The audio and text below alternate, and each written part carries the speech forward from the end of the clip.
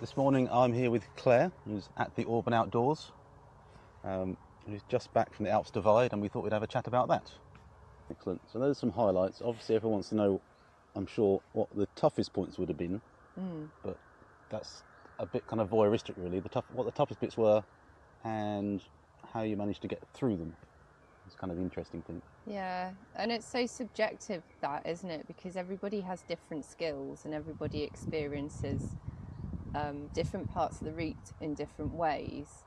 So as an example, with the weather being the way it was, we had everything from sort of 34 degrees through to -6 when it was snowing and very cold, etc. A special extra feature of this special first time running of the event. Added bonus, which, you know, if you're riding over serious mountain terrain, you're going to expect that you're going to have temperature variance, but the weather really did come in.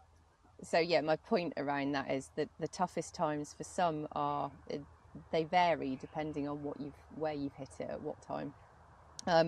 But yeah, I certainly found what we'd call day one tough. It started torrentially raining at about 9:30 in the morning on the point of the route I was on, and I didn't worry too much because I'd got used to how it's going to rain at that kind of ascent, and it's very heavy, but usually it empties itself, it moves away, it's intermittent. But this carried on torrentially for about 7 hours. The trails were rivers and then eventually turned into really big deep puddles.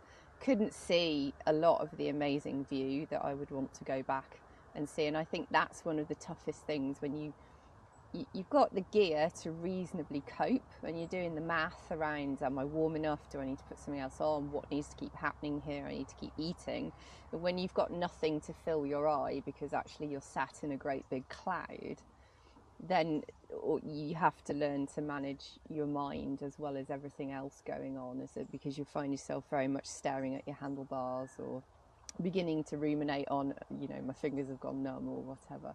So I think those points are tough, and I look back on the rain now and it makes me laugh slightly because, roll on 2-3 days, not only then was I sort of microwaved at points where I thought I can't be this hot, to the point where on Col de la Rue I've still got frost nip on 2 fingers, kind of lost the use of 2 fingers and thought, flipping heck, this is challenging.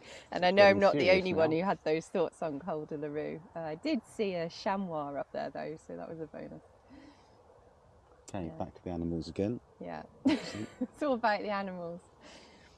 I know at the bike show and stuff you talked about small girl problems and packing and loading a bike that's, I guess if you're not a 6-foot bloke then with lots of space to hang stuff.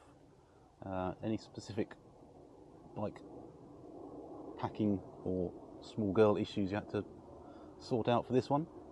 Yeah, so I have a little bit more give on the mountain bikes. It's actually a medium. It's the only medium frame I've ever had, but I think that's undersizing. What that gives me is a good capacity on the front end of the bike, but front end isn't always your easiest access, I suppose. So it's thinking about what lives where. That's really integral for me as to what am I going to access most and how do I make it as easy to access as possible. And actually then, based on how the weather was, I did have a bit of a change around, and I ended up with a lot of things like warmers, so cap, buff, different gloves, things that were coming on and off all the time actually in the end of my front roll, which I've never had before. But when you have a wide bar, it's actually quite easy to undo an end and stuff in, and you don't actually have to swing your leg off, get in the rear loader. So that was interesting because I've never had that before, but I've never had weather that inclement before. Then what I've tried to do is think about how much more capacity can I get on this bike in little points. So like I have a bag on the top of the frame under the saddle, all my electronics and wires go in there. So everything where I have space, there's a system as to what lives in it. And if it's something that I especially know I want to keep dry, or it's my emergency kit, it's in a dry bag in the back. And actually that worked reasonably well. But yeah, I looked at a lot of people's bikes, especially the guys, and I just have capacity envy. Not least because when you have very wet days like that, ultimately everything sags. Everything kind of goes down at least half an inch. And when you've taken all of your layers out of your bags as well, they're not as stuffed. And you really only learn those things when it's happening. You know, you're suddenly like, oh, why am I getting a bit of wheel buzz when my fork, and it's because there isn't the yes, ballast I in the remember bag your anymore. thorough soaking on Blanau, right? Yeah. Whereby everything's rubbing, yes, everything's Yeah. got soaked, everything's stretched. Yeah. Yeah. Everything's now 3 inches lower than it was. So that mental tough thing again is like, when that starts happening, okay, what can I solve? And actually, what am I just going to have to suck up? Yeah, okay, the front bag's going to buzz while I descend down here, and then I'll deal with it later. If you think it's going to bore a hole in it, then obviously find a solution. Yeah. Did you have a rear guard on to stop the rubbing this time? I didn't, because there was enough clearance with the rear loader I had on. If I had the bigger one on, I probably would have left the mud hugger on. But no, that was good. And also getting access to things, because I think you were saying that unlike riding around here, where maybe you get to the top of a climb and put some layers on, the temperature was such that you had to start thinking about that before you crested a climb.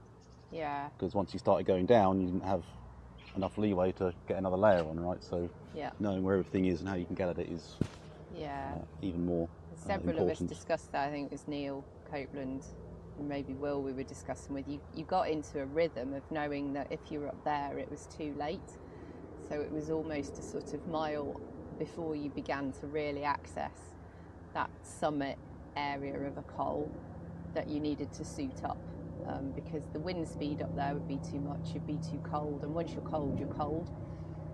And suiting up with, I should have got you to bring your big gloves with you, Claire. I still haven't seen those, but I could do them on now, actually. Yeah.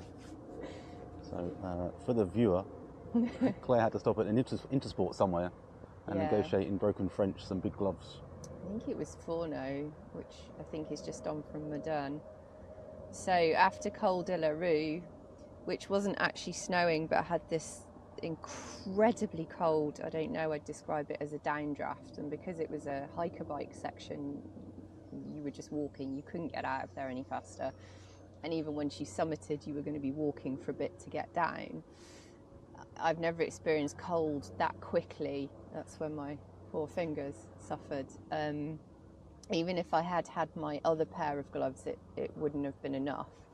And then you had, as is the way, quite a big descent, technical descent to start with, so it took you a while to get out of there. You were hopping on and off to go over a few things, and then I think a big road descent through the clouds. So although it might have gone up a couple of degrees, you were then quite damp as well.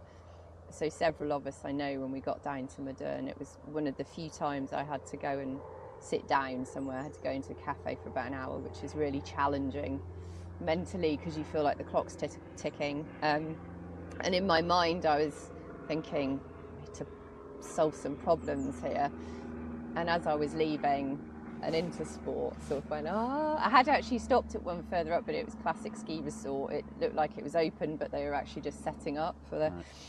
So it was in my mind, and then I saw it and I was like, I have to solve this problem now. Yeah, I was going to say that's the classic problem solving aspect, right? That this is something that was happening. It could have been a game changer or a game, it could be an end game scenario if you can't fix this problem. Yeah. What am I going to do to fix it before I go back up again? Yeah. Well, let's go and buy what we need in order to keep moving. And sure enough, when I did go back up again, not that I thought it was a fluke, but it did then, about 4 hours later, it was snowing on me again. So it was in quite a blizzard. So it was very definitely, and just the psychology of thinking, don't panic, you've now got a pair of ski gloves. Everything's fine. I remember putting them on, and it would have been so easy to go in there and look at the shelf and what they had and go, oh, they haven't got anything. And my French isn't great, but to find that confidence in that moment to go and have a broken conversation that says, my hands are very cold, and he went and got a box out of last season's stuff and had one pair of, and I was like, I'll have those. Like me walking to a bar full of smoke in Germany, trying to find where I could get something to eat at 8:30 at night in my cycling kit, going, I've got another option here, I'm just going to have to get on with my bad German and try not to That's how try I and fix came this to be thing. in the gîte without a booking in the same. Yes, yes.